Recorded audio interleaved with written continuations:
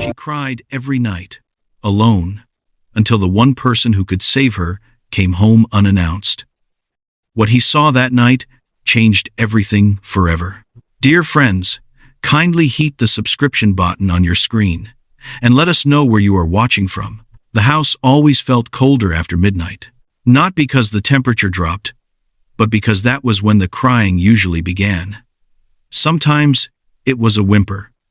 Sometimes a muffled sob. Other nights, it was the kind of heartbreaking silence that meant she didn't have the strength to cry anymore. Tonight, it began with a whisper. A trembling, fragile whisper that didn't sound like it belonged to a 13-year-old girl.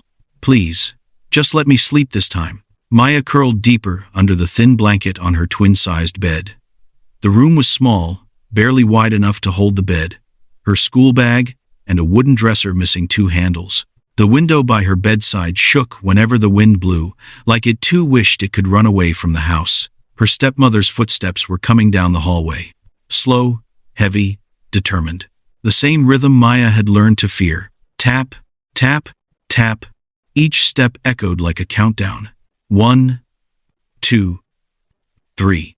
She tightened her grip on the blanket as the footsteps reached her door. Her heart hammered so loud she feared it would give her away. A pause. Silence thickened in the air. And then, click. The door swung open. The dim hallway light spilled into the room, outlining a tall figure with crossed arms and a hard expression. Still awake, aren't you? Her stepmother, Brianna, said. Her voice wasn't raised. It didn't need to be. The coldness in it could freeze fire. Maya wiped her cheeks quickly. I'm not doing anything wrong. That's the problem, Brianna said, stepping in. You never do anything right. She walked over to the dresser, picked up one of Maya's notebooks, and flipped it open. A few pages were filled with drawings, little sketches of trees, stars, and families smiling together, families that looked nothing like hers. What's this? Brianna asked, waving the notebook. Instead of focusing on school, you're wasting time on this childish stuff? It helps me think, Maya whispered. Brianna slammed the notebook shut. Maya jolted. You don't get to think however you want in this house. You'll do what I tell you to do. Maya lowered her gaze. Yes, ma'am. Speak up. Yes, ma'am. And did you finish the chores I gave you?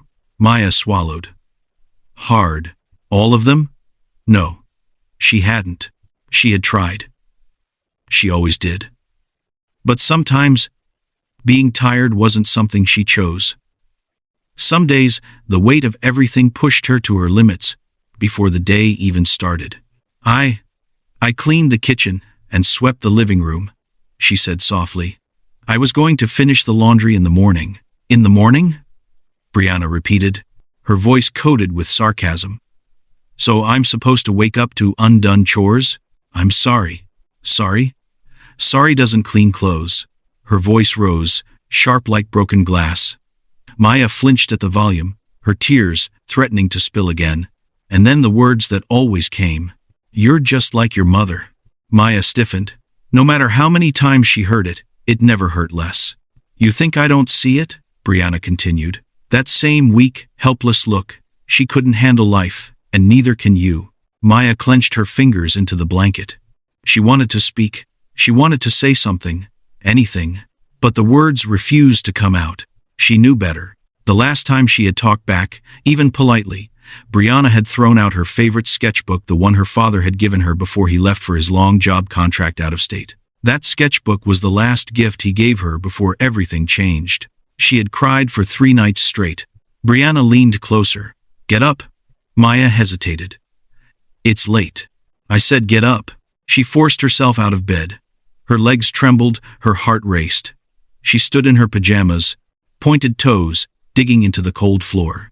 Go finish the laundry, Brianna ordered. Now. It's almost 1 Maya whispered. I have school tomorrow. And? So what? Do you expect special treatment? No, ma'am? Then move. Maya walked past her stepmother, her head bowed. She felt Brianna's eyes piercing the back of her neck as she stepped into the hallway. The laundry basket waited at the corner like a punishment she deserved but didn't understand. She knelt beside it and began sorting the clothes, her fingers shaking as she tried to stay awake. Her eyes burned. Her body was tired, in a way sleep never fully cured. But more than anything, her heart ached. Because this wasn't the life she imagined when her father remarried. She thought she would get a second mom, a friend, someone to fill the emotional gap left behind when her own mother passed away. Instead, she got nights like this. Nights where she questioned if she even belonged here. Nights where she wondered if her father truly knew what was happening, or if he would even believe her. He was miles away on a long-term construction contract, working overtime to provide for the family. He called often, but Brianna always stayed close during those calls, arms folded, watching Maya with a look that warned her to choose her words carefully. Everything's perfect here, Maya always said, and her father always believed her. Or maybe, just maybe, he wanted to believe it so badly that he didn't notice her trembling voice. Either way, she kept quiet.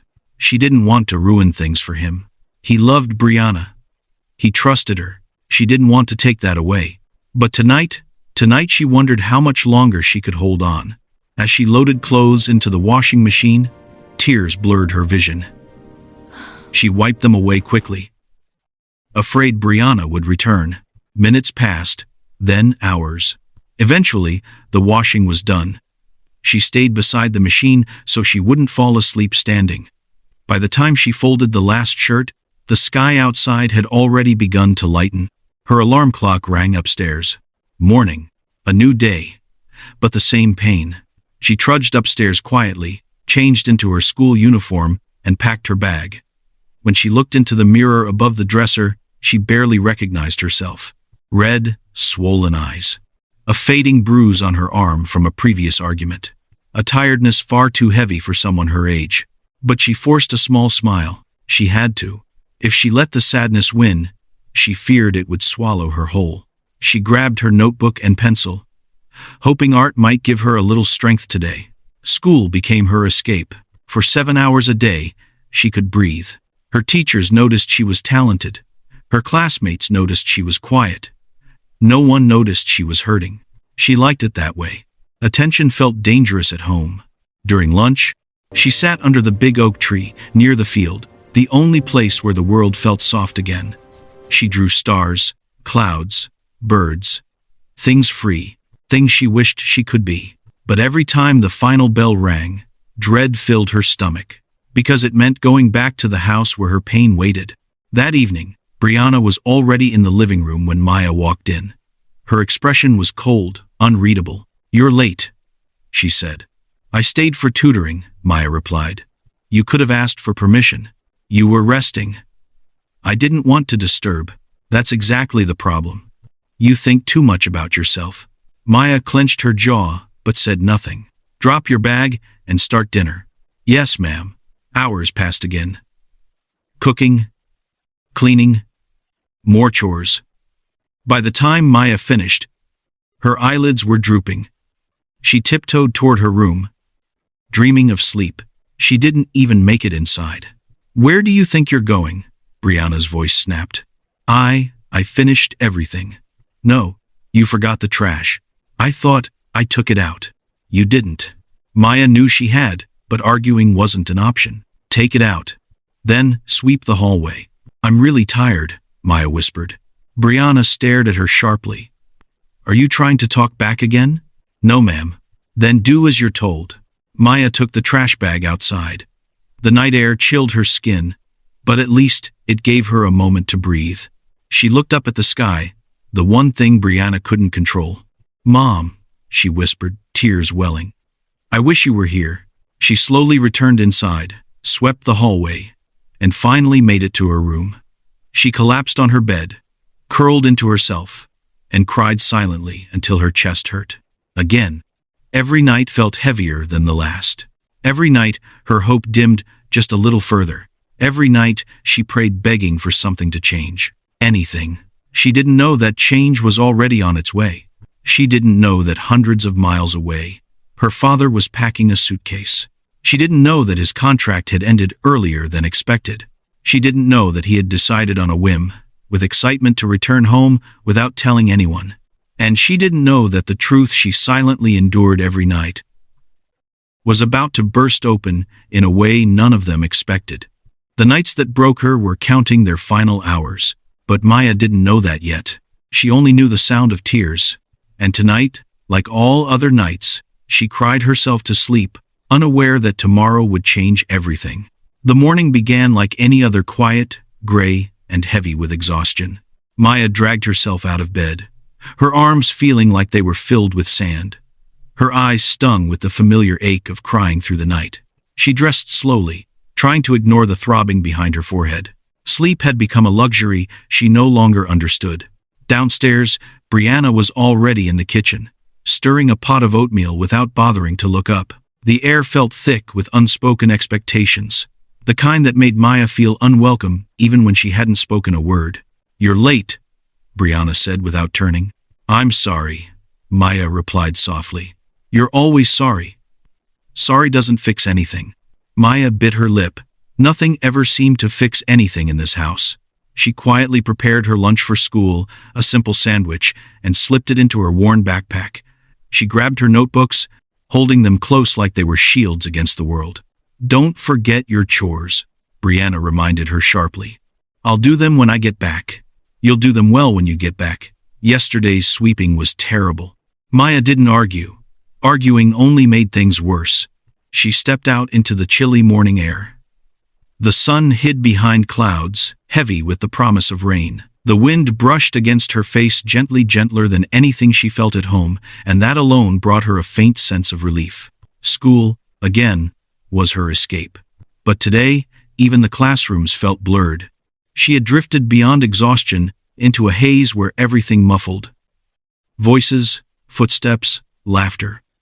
Her teachers asked if she was okay. She nodded. Her friends asked if she wanted to sit with them at lunch. She smiled politely and said she was fine. Under the oak tree, she sketched quietly. Usually, drawing comforted her. But today, her hand shook too much.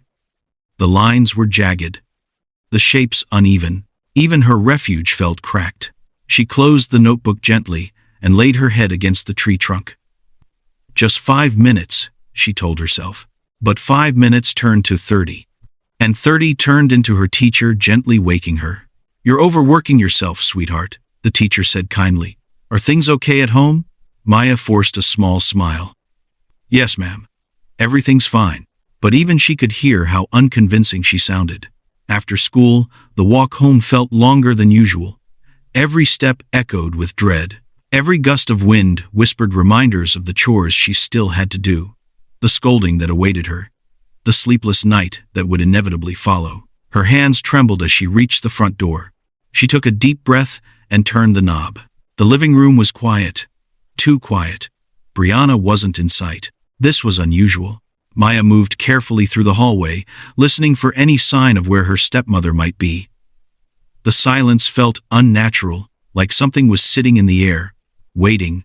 She didn't know that her father was already inside the house. She didn't know that he was standing in the kitchen, suitcase still by the door, staring in horror at something he never imagined seeing. She didn't know that her life was seconds away from changing. She only knew the sound of her father's voice when he said her name softly. "Maya?" Her backpack slipped from her hand and hit the floor. She froze. That voice, warm, familiar, filled with love, was the last voice she expected to hear. She turned slowly, and when she saw him standing there, breath caught in her throat. "Dad?" He opened his arms. She didn't walk toward him. She ran, all exhaustion forgotten, all fear pushed aside. She crashed into his embrace, and the moment his arms wrapped around her, the dam inside her chest finally burst. She sobbed against him loud, shaking sobs that had been trapped inside her for months. He held her tightly, stroking her hair, confused and worried. "Oh, sweetheart, what's wrong?" he whispered. She couldn't speak. She could barely breathe. Everything felt too big, too heavy, and he knew. A father always knows when something is very, very wrong. He held her until her sobs softened. Then he pulled back gently to look into her swollen eyes. "What happened to you?" he asked softly. "Why do you look so tired?" Before Maya could answer, Brianna stepped into the kitchen. Her expression froze the moment she saw them. "Oh," she said, attempting a smile. "You're home early." Her husband didn't smile back. He stared at her, long, hard, eyes filled with questions Maya had been too afraid to ask. "I finished the contract sooner than expected," he said firmly. "I wanted to surprise you." Brianna walked closer, placing a hand over her heart. "That's wonderful news. I wish you had called, though. I would have prepared the house." He ignored the excuse. His gaze dropped to Maya again. The shadows under her eyes, the slight flinch when Brianna moved closer, the exhaustion she couldn't hide. Everything connected in his mind. "Why is my daughter shaking?" he asked quietly. Brianna blinked. "She's emotional. Teenagers cry easily." Maya lowered her gaze, her fingers trembling against her father's jacket. He turned to his daughter gently. "Sweetheart, did something happen while I was gone?" She swallowed. Her silence was louder than any scream. Brianna stepped forward quickly. "Honey, she's exaggerating. She's been acting dramatic lately. You know how kids get when they want more attention." "Stop!" His voice was calm, but it sliced through the room like a blade. Brianna froze mid-sentence. He crouched in front of Maya, his large, calloused hands holding her small, trembling ones. "Look at me," he whispered. She lifted her eyes slowly. "Please tell me the truth," he said, voice cracking. "Has she been unkind to you?" Maya's throat tightened. Tears pooled again. She gets mad at me a lot," Maya whispered. "Every night." His jaw clenched. "She makes me stay awake to do chores," Maya continued, voice small. "She wakes me up even when I'm really tired. And I'm always scared to say anything wrong because it makes her upset." She didn't say everything. She didn't need to. Her father already looked like his heart had been shattered. He straightened slowly, turning toward his wife. "Is that true?" he asked, voice deep and dangerous. Brianna crossed her arms defensively. "She's lying. She's making me sound like a monster." "I didn't say you were a monster," Maya whispered quietly. Her stepmother turned sharply. "Oh, don't start with the innocent act." Her father raised a hand, not to hit, but to warn. "Don't you talk to her like that." Brianna's mouth fell open. "I trusted you," he said, voice trembling with anger he was struggling to contain. "I trusted you, with my child. I didn't do anything wrong." She's exhausted. She's terrified. "And you're telling me you did nothing wrong?" Brianna's eyes hardened. "You always take her side. She's a child. She's old enough to pull her weight. I'm not running this house by myself. You made her do chores at 1 a.m. That happened once." "Really?" he interrupted sharply. "Because I asked the neighbors." Brianna froze. "I asked around before you walked in," he said. "They've heard her crying. More than once. They said she always looks tired. And they said you always look angry." Brianna's face paled. They're lying." "No," he said coldly. "You are." The silence that followed was heavy and suffocating. Maya's shoulders shook again, her breathing ragged. Her father noticed immediately and placed an arm around her protectively. Then he made a decision. A clear, final one. "Pack your things," he told Brianna. "You're leaving tonight." She stepped back like she'd been slapped. "What?" "I'm not letting my daughter spend another minute living in fear." "You can't just kick me out." "I can. And I will. You're destroying this family." He looked at Maya, small, trembling Maya, still gripping his sleeve like he was the only solid thing in her world. And he spoke the truth she had needed for so long. "You destroyed it when you chose to treat her like she didn't matter." Brianna's face hardened. She stormed upstairs, muttering angrily. Drawers opened, suitcases thudded, doors slammed. But her father didn't move. He stayed right beside Maya, holding her hand gently. Every sound from upstairs made Maya flinch. He tightened his hold to reassure her. After nearly 20 minutes, Brianna stomped back downstairs with a packed suitcase. She paused at the door and looked at Maya not with guilt, but with frustration. "You lied," she hissed bitterly. Maya didn't speak. Her father stepped forward. "You don't talk to her. Not anymore," Brianna sneered. "You'll regret this." "No," he said. "The only regret I have is not coming home sooner. She slammed the door behind her so hard the frame rattled. And suddenly silence. A different kind of silence. A peaceful one. A healing one. Her father turned toward her. The anger melted into heartbreak. "Oh, Maya," he whispered, pulling her into a warm embrace again. "Why didn't you tell me?" Her voice cracked. I thought you'd be mad. I didn't want to ruin your marriage." He held her tighter, tears filling his eyes. "You could never ruin anything. You're my little girl. You are the best part of my life." Her chest ached at those words, soft, warm, real. Words she needed more than she ever realized. "I'm sorry I left you alone with her," he whispered. "I'm so sorry." "It's not your fault," she whispered back. He pulled away just enough to hold her face gently between his hands. "From now on, things will be different, I promise." For the first time in a long time, she believed him. That night, they didn't cook dinner. They ordered takeout, her favorite.